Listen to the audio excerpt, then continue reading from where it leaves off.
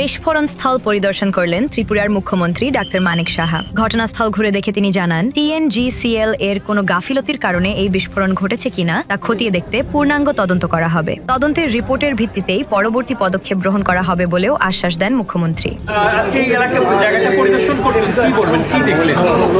কালকে তো আমরা সবাই দেখেছি, এটা সোশ্যাল মিডিয়াতেও দেখেছি। আমাদের যখন প্রায় দুপুর 12টার সময় ঘটনাটা ঘটেছে এখানে, এবং অত্যন্ত দুঃখজনক ঘটনা।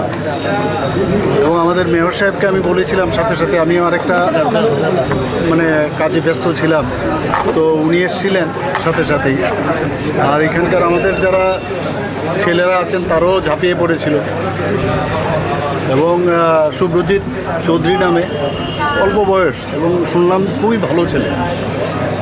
এবং যে ঘটনা ঘটলো, যা প্রাথমিক যে রিপোর্ট আমার কাছে আসলো, দেখা গেছে যে এখানে যে গ্যাসের যে লাইন দেয়, তো লাইন গ্যাসের যে এখানে লাইন কিন্তু দেওয়া হয়েছিল, কিন্তু উপরের ফ্ল্যাটে তখন কিন্তু গ্যাসটা সেখান থেকে দেওয়া হয়নি। কিন্তু উপরের ফ্ল্যাট যে আছে সেখানে নাকি ওরা যেহেতু চেয়েছে যে আমার এখানে লাইন গ্যাস দরকার, ওটার লাইন দিয়েছে, কিন্তু এখানে কিন্তু এটা খোলা ছিল, ওই যে লাইনটা ইন্টারনাল যে কাজ করেছে। তো ভিতরে এই যে গ্যাস থাকার কারণে শুনলাম যে ও ধূপকাঠি যখন জ্বালায়, তো ওইখান থেকেই ঘটনাটা ঘটে। প্রাথমিক যে রিপোর্টটা আমি পেলাম, সকালবেলা আপনারা জিজ্ঞেস করেছিলেন কী কারণে হলো, তো অনেকে বলছিল এইরকম, নিউজ পেপারেও আমি দেখেছি যে বিভিন্ন রকম রিপোর্ট, কিন্তু যা দেখলাম আমাকে দেখালো ওই যে পাইপটা খোলা ছিল। তো মেয়র সাহেবের সাথেও আমি কথা বলেছি যে এইরকম কী করে এটা হয়, এবং সমস্ত ফ্ল্যাটগুলোর মধ্যে ইমিডিয়েটলি ধরনের যেমন ঘটনা হবে, কারণ শুধু একটা ফ্ল্যাটেই হয়নি, কিন্তু পাশাপাশি যাদের বাড়ি, ফ্ল্যাট, উপরের ফ্ল্যাট, এরকম 5-6টা জায়গার মধ্যে কিন্তু এফেক্টেড হয়েছে। অনেকে এখনও পেনিক রয়েছে। ওনাদেরকে আমি আশ্বস্ত করেছি আমাদের তরফ থেকে যা যা করার করবে। এবং আমাকে কালকে একজন বলল যে ওকে কলকাতায় নিয়ে যেতে চায়, এবং আপনি একটু বলে দেবেন যাতে ও গেলে যাতে তাড়াতাড়ি ওর ট্রিটমেন্টটা হয়। আমি ওনাকে বলি যে 90% ওর বার্ন। তো আমি আধিকারিককে বলেছিলাম, সেক্রেটারি মহোদয়কে, যে আপনি দিল্লিতে কথা বলে, তো সেইভাবে তৈরি ছিল। কিন্তু দুঃখের বিষয়, অত্যন্ত দুঃখের বিষয়, আজকে সকালবেলা আর ওনাকে ধরে রাখা গেল না। ডাক্তারবাবুরা অনেক চেষ্টা করেছে, ওর আত্মার সদ্গতি কামনা করি।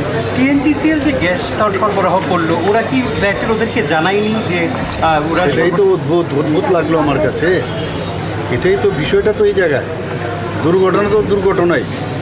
যে লাইনটা দিয়ে এখানে দিল, তারও তো এগুলো তো তদন্ত সাপেক্ষ, এগুলো বেরিয়ে আসবে কে লাইনটা দিল। তো এখানে তো তদন্তের পরে যাকে যা করার, কেন এইরকমটা হবে, লাইন দেওয়ার আগে উপরে লাইন দিয়ে দিল, ওর তো বোঝা উচিত ছিল যে এখানে ভিতরে অলরেডি একটা লাইন দেওয়া হয়েছে।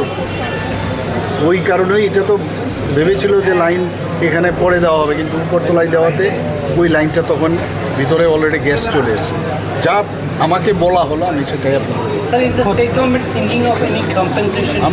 সেটা তো আমরা করবো। ডিজাস্টার, এটা একটা ডিজাস্টারের মধ্যেই আমি SDMকে বলে দেবো আজকে, এবং DM সাহেবকেও বলবো সমস্ত যা যা ক্ষতিগ্রস্ত হয়েছে, যা যা আছে। আর এমনিতেও আমরা হেল্প করবো। স্যার, এর আগেও আরেকটা ফ্ল্যাটে হয়েছিল, ওইটার সাথে এটা আমি যা শুনলাম, আমিও ভাবলাম যে এটা যেহেতু হয়েছে এরকম, তো ওখানে সাথে মিল আছে কি না। তো আমাকে বললো ওইখানে এই পাইপের যে লাইন দেওয়া হচ্ছে, গ্যাস লাইন, সেটার সাথে ওইখানে না, ওইটা কি মিথাইল অন্য কেমিক্যাল ছিল, তার থেকে হয়েছে।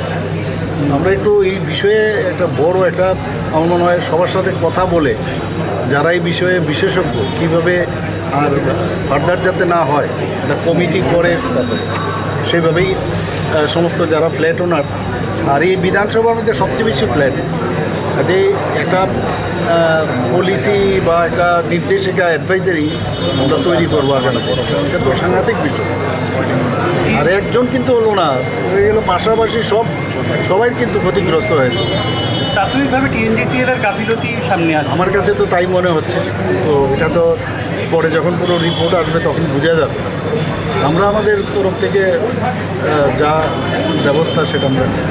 স্যার, আপনি আজকে দিল্লি যাচ্ছেন আনারস